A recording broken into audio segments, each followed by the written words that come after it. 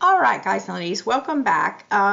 We are about to begin the last video in our Starry Night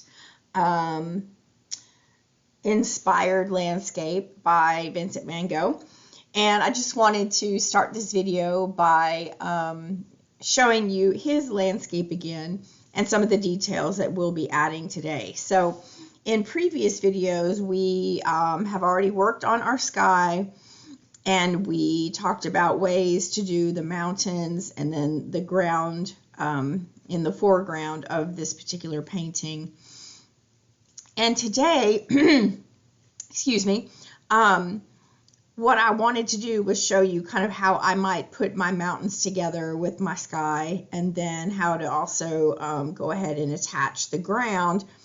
And then some other details that I have made off camera to finish off the little scene in the town and maybe add some of these cypress trees. So with that being said, I'm going to bring my sky back out here again.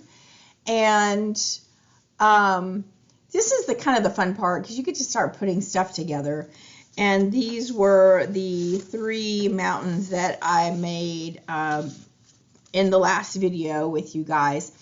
And actually, I'm going to be honest with you, after these dried and they've sat on my desk for about a week or so, and I was pulling them back out to cut them out to just kind of mess with them before I started recording this, I have actually decided that I personally don't really care for this mountain range right here, because it just looks like a big tidal wave or something coming across in front of those other 2 mountains that I feel like were much more successful than this one.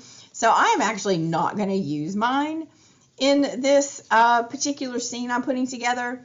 And, you know, that's kind of the beauty of the assignment. You know, we're not trying to copy his, you know, exactly. You know, we're looking at his work, and we're inspired by his work, and we're trying to figure out how he went about working in the way he did.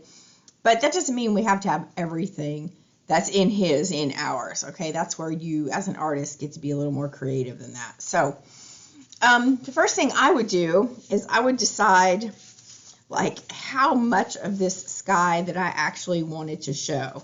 So I could move this down pretty close to the bottom if I wanted to, and have a lot of sky. You know, I could slide this up, and maybe I just wanted, you know, a little bit of a sky, and I wanted kind of the mountains to be the focal point instead. But we worked so hard on that sky, so I am actually going to lower mine a little bit because I like how those stars kind of peek behind those mountains right there. So I think that is where I am probably, let me just double check.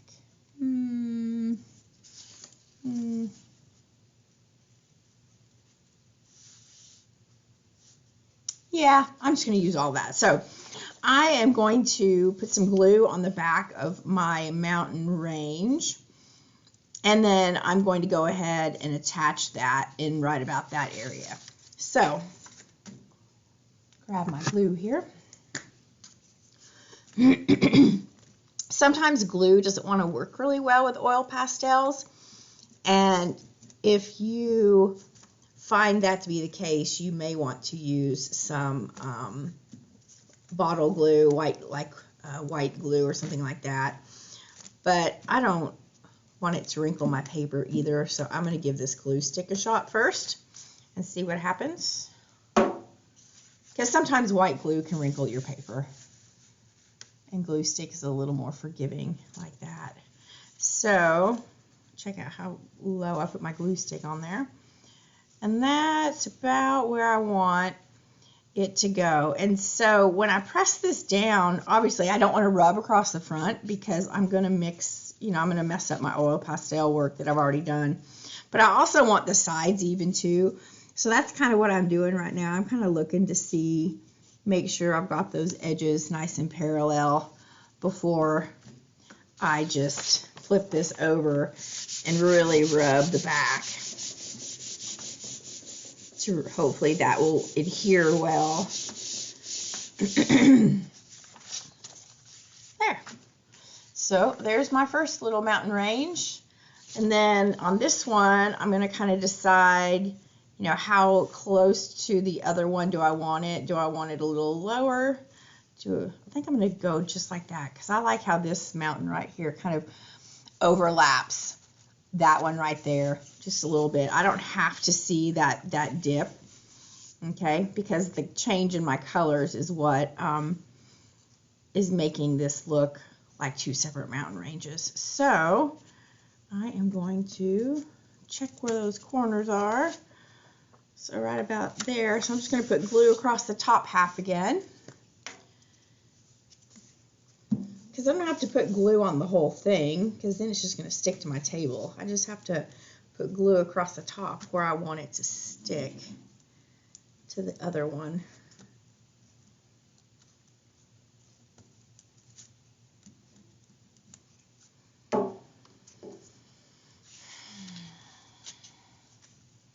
So I'm going to line up that straight edge the best I can, and kind of looking at both sides here. I'm going to press that right there, turn it over, and give it a good rub to make sure it has good contact.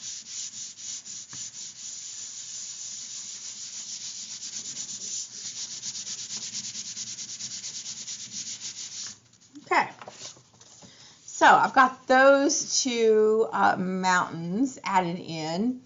I'm just going to grab this one more time just to make sure that's what I want to do, if I don't want to use it or not.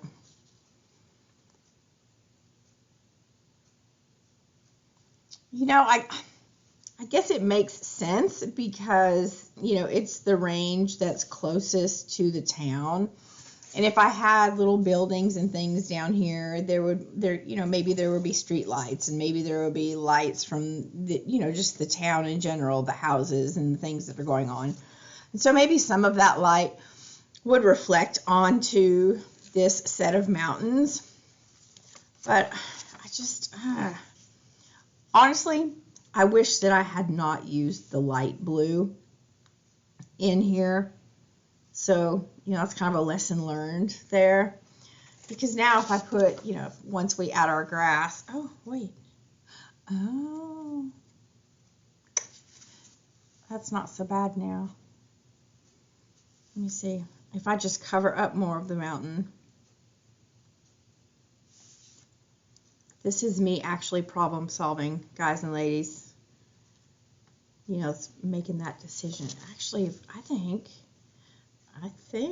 if I just cover up most of it, it's just going to look like another set. I think I'm going to leave them. I said I wasn't, but I think I'm going to. So, there we go. You too can change your mind about your art whenever you want to, because it's your art. All right. I'm going for it. Hope I don't regret it. Okay. Too late now. Oh, no. Okay. So I'm going to bring this. Yep, right about there. I want this little corner to overlap that second set of mountains. That mountain range right there. So, boy, I hope I don't regret that. Okay, here we go. I'm going to rub the back. Move my glue stick so it doesn't fall.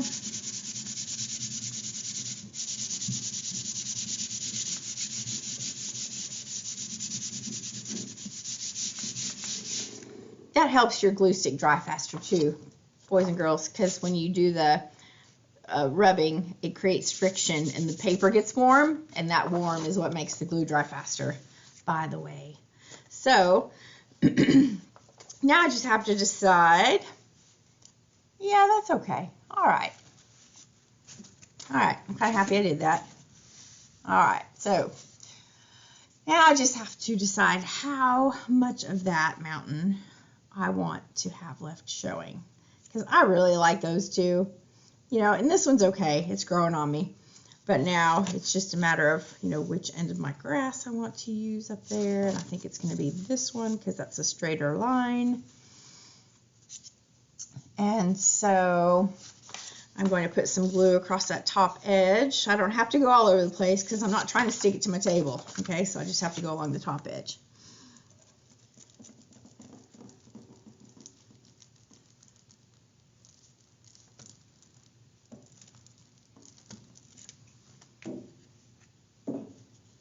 There we go. And I don't want much, but I don't want too little either. So I'm looking at it on the screen for what you guys see, and I think that doesn't look too bad right there. So I'm just going to make sure I'm lined up on the side. Need to have at least one straight edge. And I'm going to press that down. Move my lid here. And there we go.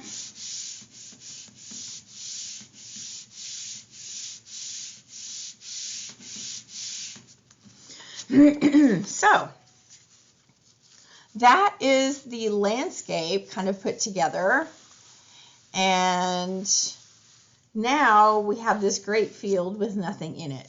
So we have to decide, you know, what kinds of things we want to add to our little village down here.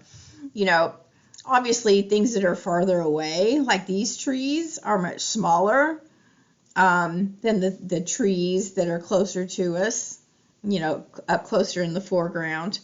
And then you've got like little buildings and little houses, and there's a church down here. Anything else that you guys decide to add to your Starry Night landscape, I would draw and cut out. You know, well, I would draw it on a separate sheet of paper. I would get it colored, oil pastel, crayon, paint, however you're going to complete your buildings. Let those dry and then cut them out so you don't have like that white paper halo edge around the things that you've made. And then just start to just kind of play with them in your foreground here, down here in this field. And I have some pieces that I have made before that go with the one that I teach from in the classroom. And these are just some cypress trees that I have made prior. And then I've got a couple of little houses here to go back into the background.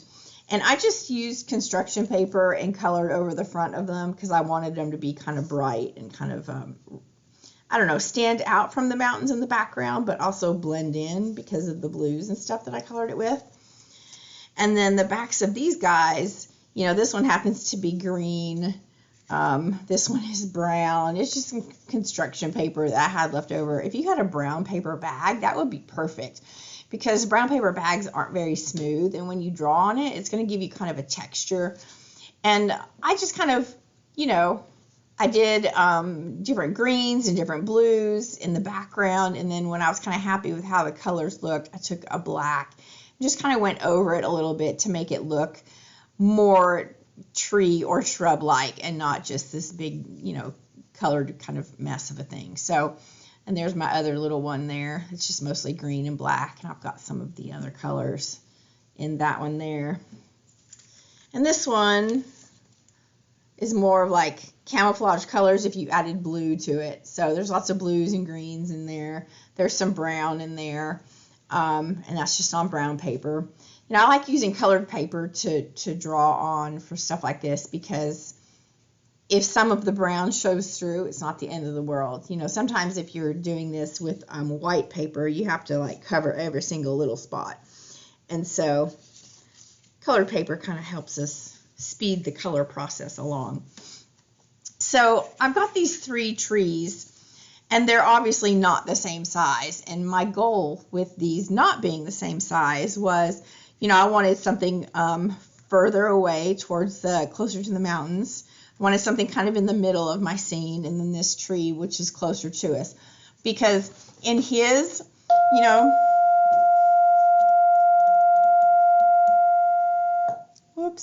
because in his, you know, he's got this cypress tree because he was standing here on a hill looking down into the valley.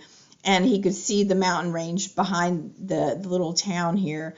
And he had this huge cypress tree beside him, and he thought, well, why not? I'm going to add it. Could you imagine what that would look like if we took it out? It would be kind of plain and boring. It gives us something to look at in that side of the scene. Or who knows, maybe there's a mistake back there and we'll never know because he covered over it. So, never know. You just never know. So that was what I was doing with these. So I kind of like it over here because I've got my moon on this side, and I kind of want something to balance that. So if I put it over here, it's going to be like too much stuff on this side of the room, so to speak. And I don't want to make it like even with the bottom, because then it kind of makes it feel like it's about to fall off the edge. I like to leave a little bit of grass area there. That's just a personal preference. If you like yours right at the bottom, you go right ahead and you can do that. So, and then it's just a matter of kind of like, you know, playing with some stuff and see what you like and see where you like them to go. You know, I could overlap those two. Yeah, kind of like that. Yeah. I could even take this one back a little further by raising it up closer to the mountains. That makes it look further away. If I brought it closer here, it's just going to look like a little mini tree. It'd be kind of weird. So,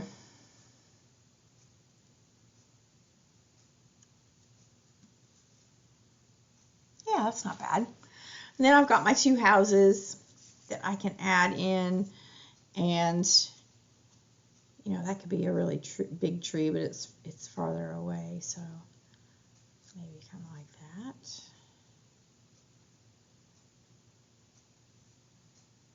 And then I've got this one that can be its neighbor, or I can even switch those up. I could go like that, and I could overlap them.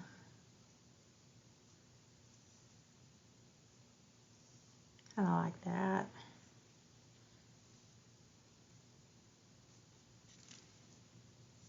You know, and then it looks like there's this little street up there. But you can just kind of mess around with it, play around with it, see where you like to place your objects. I mean, I could even block the back corner of that like that. I mean, I could make it like it's in the yard, you know, on this side of the house. So there's lots of ways to create the illusion of like space and depth back there.